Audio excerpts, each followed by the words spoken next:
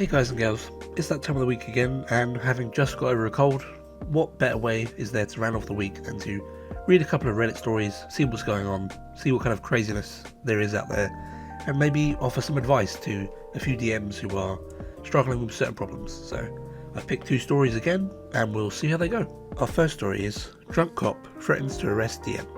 This happened at a game shop in the city. Generally, I play D&D with a fairly nice community. The DM has been running on games for our group, plus other players in the game shop who come in and out of the games for years now. One of these transient players, as I will refer to him, happened to be a cop. He had been coming to the game shop for a few months by this point, and was chill with the DM. He ended up joining our table and rolling a drow wizard. Now this guy had a drinking problem, and would often show up buzzed, or he would straight up bring beer or whiskey, which was technically against the rules, but the employees never really enforced the no alcohol rule. So I want to interject here and just kind of say already, this is kind of a recipe for disaster, I think. I'm not against alcohol, albeit for me to say that you can't drink and play D&D. I think that within a comfortable setting with all of your friends, there's nothing stopping you from having a few drinks, from maybe playing the game a little bit gently buzzed. Personally, I would prefer to be sober and play D&D, but maybe there's some light sessions, some things where it's just combat or something relatively lower scale, where I wouldn't really mind having a situation where we're all drinking, we're all kind of hanging out, maybe just having some food, that kind of light style of game. That would be fine by me, that would be fun, I think. However, this is a bit of a different dynamic. Now, I'm not going to say these players aren't friends, they probably are, and it seems like they do get along. However, this is a game shop in the city, this is a more public space. There is obviously a store owner, there is people coming in and out of the shop, possibly, it might still be business hours, you don't know that yet, they haven't really said, but someone who's coming in drunk when it's one, against store rules, and two, clearly the other players are also doing that, it sets a different dynamic for what's going to go on. This is really the kind of scenario where the longer you allow this to happen, the worse it's going to be. You have to at some point rip off the band-aid and either speak to this person or speak to the shop owner and just say, look, it's against the rules. You can't do this. No one wants to be a buzzkill, but someone showing up drunk, or perhaps getting even more drunk, even more plastered with each session, is only going to impact the game in just a worse way. Again, I'm not against alcohol, I'm not against having a drink, but no one who drinks a bunch to the point of getting drunk is out there making good decisions. And if you're trying to play a clever or tactical game, well, you're not bringing the drunk guy to plan the next encounter against the big bad evil guy, are you? This led to his character being a bit chaotic stupid. Be it him getting involved in edgelord murder hobo antics, missing important information because he's just not paying attention or can't pay attention, talking over other players, going on random rants that have absolutely nothing to do with the game, etc, etc. When he got drunk, we would just ignore him as much as possible, but he did get himself killed on this one mountain where our goal was to cross a chasm. He was particularly sloshed that day and decided to use a 3rd level fly spell to cross a big ass chasm filled with enemy archers and evil birds. Now, there was zero chance that he was going to make it, and the DM said your character feels the cold, ethereal embrace of death as he considers what he's about to do. And then, out of the game, says, are you sure you want to do this?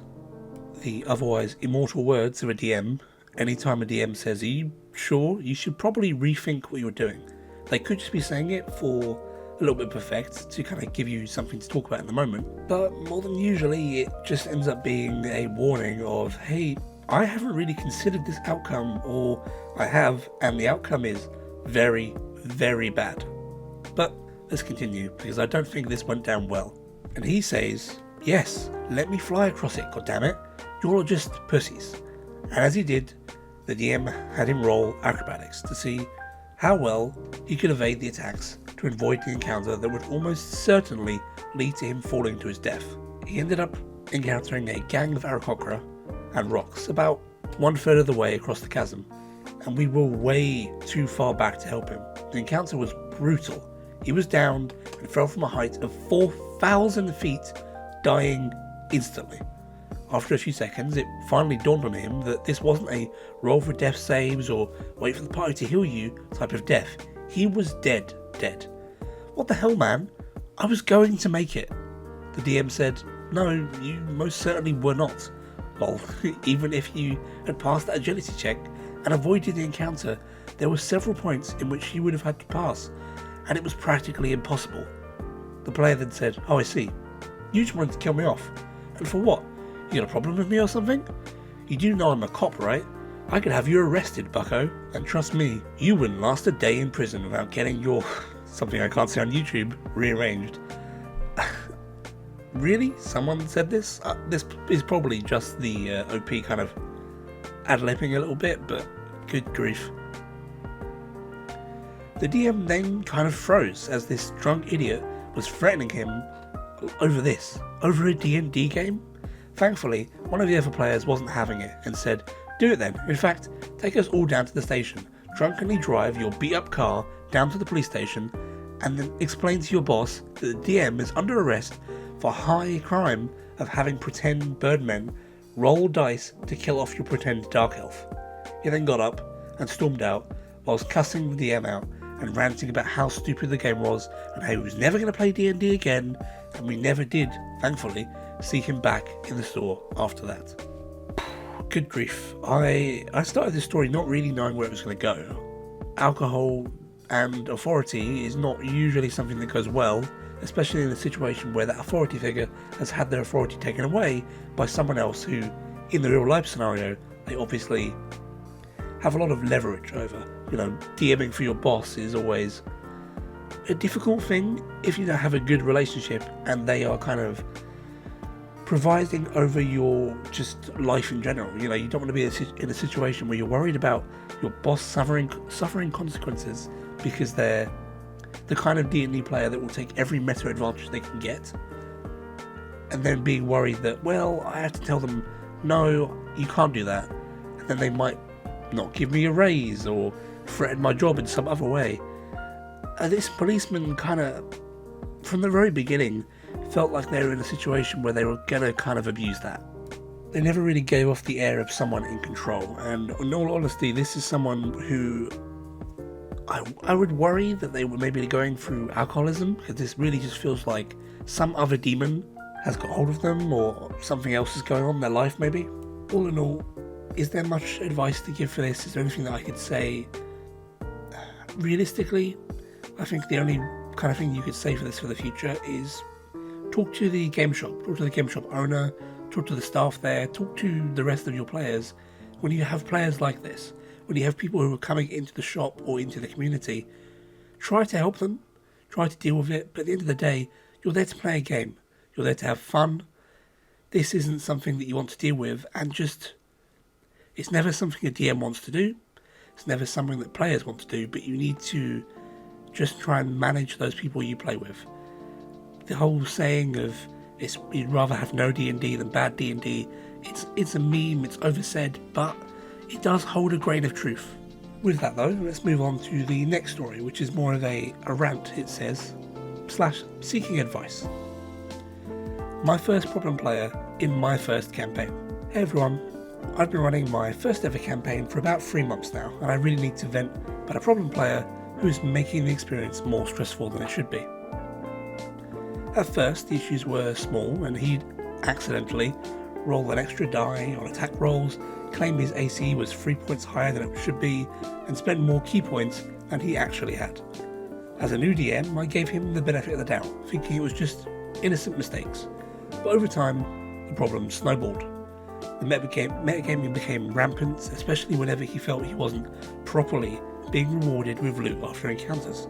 If another player got a shiny new piece of gear and he didn't, he'd throw a tantrum in-game.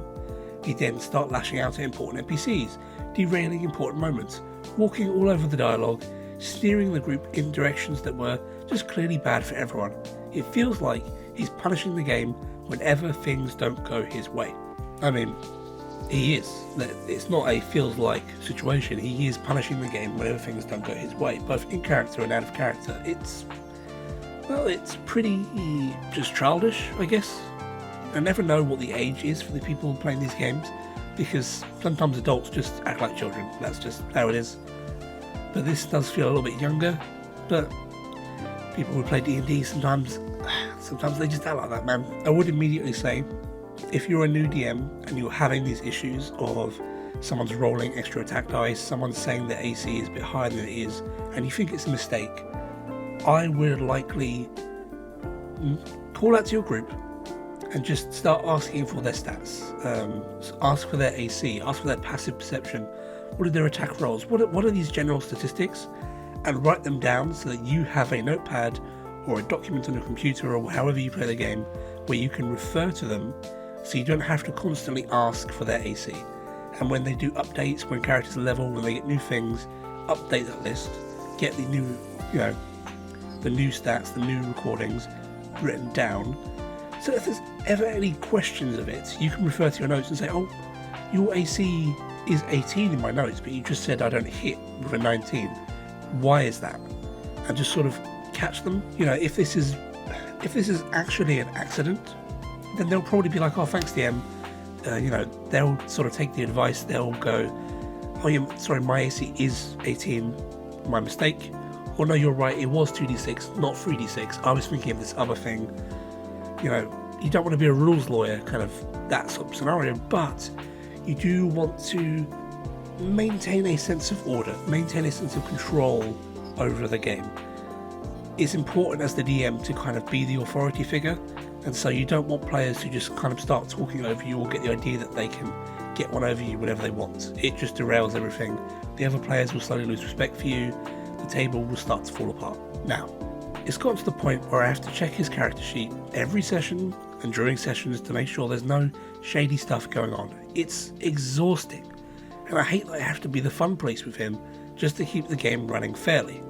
The worst part?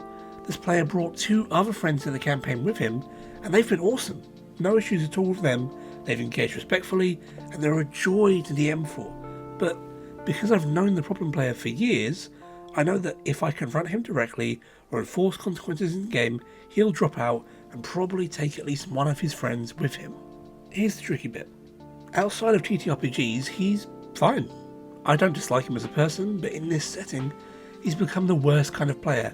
Hyper-competitive in a non-competitive game, always arguing over the rules and constantly pushing back against authority. To make things even worse, he's older than the rest of us, so he's constantly little broing us, acting as though he's the seasoned veteran who knows better. I'm sure some of you can relate to that. He's one of those can't live with him, can't live without him type of friends. But as much as I put up with his quirks, he's prone to big fat baby fits when things don't go his way, and I really don't want to lose this campaign. I spent a lot of time working on it, crafting the story, and I think I've done a pretty good job with the narrative. Everyone else, when they're not annoyed with him anyway, has been really enjoying the game and has told me they're engaged with the story. I've even caught them on Discord theorising about where the plot will go, which makes me feel like my hard work is paying off.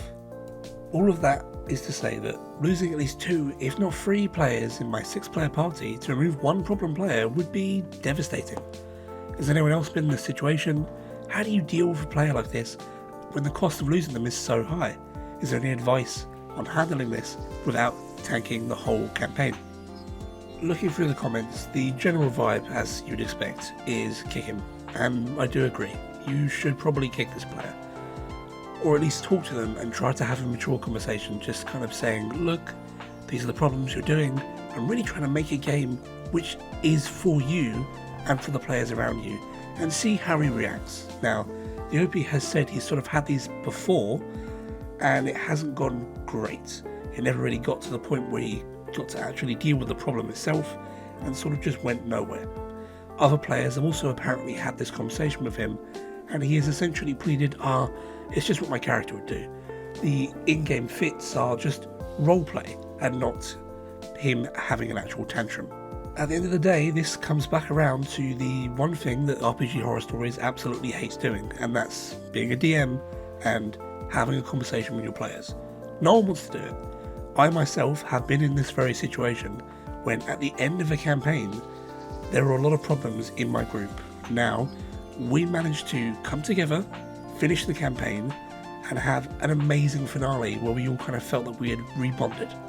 But then what happened? Well, the second campaign came around and the problems were still there because we hadn't really dealt with them. We just managed to come together in that moment. Ultimately, I had to sit down and kick the player because they had done something which was just beyond okay. They had to go. And it was difficult because of my relationship with that player outside of the game. But I still did it. That's just what has to happen here. Now, I had a similar feeling of some aspects of my party. I felt like they were closer friends with that person and they might have left if I'd kicked him earlier. So honestly, OP, as far as understanding the situation that you're in, I totally get it. I fully get it. It was a difficult thing for me to do. But now I have a different RP group and I play with them, and the people that remained in my game after I did kick him, we formed a much closer bond. The campaign was more fun. Eventually it did peter out, and that was unfortunate, but it was nothing to do with that problem player. We had just frankly far better sessions and managed to kind of come together and get a little bit more done. It was quite a lump to overcome, and don't get me wrong, if you lose these extra players, it's going to suck. It's going to be so demoralising. But you've made a great game, OP. Your players love it. Your players are having a great time. They clearly are engaged. Those two people who you feel like are really enjoying the game, talk to them. Let them know. Let them know your feelings on things. You've been playing the game seemingly for a while with them now. Just express your feelings. Ask them if they think he's a problem. Sure, they're more friends with this guy than you, but they might really like your game. Just because he leaves doesn't necessarily mean they're going to leave. You've got to kind of roll that dice, because at the end of the day, if you allow this player to just continue being a problem, other players are going to kind of take control for you. They're going to leave, or they're going to do an ultimatum, and they're going to make the overall atmosphere of the table far worse. As a DM, you can't really avoid these things. Eventually you have to make the decision, or someone else is going to do it for you. This is just one of those moments where you're going to have to bite the bullet, and you might come out the other side with 5 players instead of 6 and still be okay. Or you might end up with 3, and that will be rough, but there are always other players out there. There are other people you can find and bring in, and that core of players, whilst it's going to be painful, will be enough for you to keep going, or maybe even take a break, maybe do a little one shot, do something a little bit more small in size with them, and then talk to those players that have left, then communicate with him. Maybe kicking him from the game is enough to bring this friend who's otherwise okay with you, who you seem to get on outside of the game, as you've said, maybe that'll bring him back. Maybe he'll understand, do you know what, that was too much, and you can give him another chance. Now, that is not to say you then let him do all this stuff again, no, but you're in a situation where, frankly, you have to make a decision. You have to do this, and ultimately the decision is going to be, you got to kick him, OP, and just see where it goes from there. You don't know the mind of your players. I thought it was the end of my campaign when I kicked that player. I thought, this is it. They might not even be friends with me after this, because they, to me, felt like great friends with him, but that wasn't what happened. They remained my friend. They remained in my game, and we had a great time for months and months later, and we're still friends now, even though with that particular group we're not playing that campaign right now. We're on hiatus, the deathly hiatus of D&D games, but we'd like to play again in the future. Worst comes to worst, OP, the game falls apart, and yeah, it's gonna suck, but it's a learning situation. In the future you will hammer down on this behaviour far quicker. You'll know what to do, you will know how to treat your players. It's all something you'll learn from, and you will have another D&D game. I promise. There are so many games online. It's so easy to kind of get people together in real life as well now that, you know, all of the virus stuff is gone, all this general kind of atmos of staying away from one another has passed. People are around again. People want to play D&D, people want to play other TTRPGs. You will get another opportunity, even if this one does peter out. So I only hope I wish you all the best, honestly. Hopefully this campaign comes through and there's an edit in the future where you let Reddit and everyone know how it went. But that's been the stories, guys. What did you think? Both not necessarily the most positive in outcomes, but it's the expected. It's RPG horror stories, and at least these were scenarios where, hopefully, with both of the players gone, these groups can get together and have a much better campaign in the future. Do you have problem players in your games? How have you dealt with them? Have you been a DM or been a player of one? Let me know in the comments. I'd love to hear your stories as well, and let me know what you think about this video. If you liked it, if you really enjoy these or my other content, throw a like down there, subscribe, or if you really want to go that extra mile, you can support me on my Patreon down below in the description. Every little bit really helps, guys. Thanks for watching, and I'll see you next time.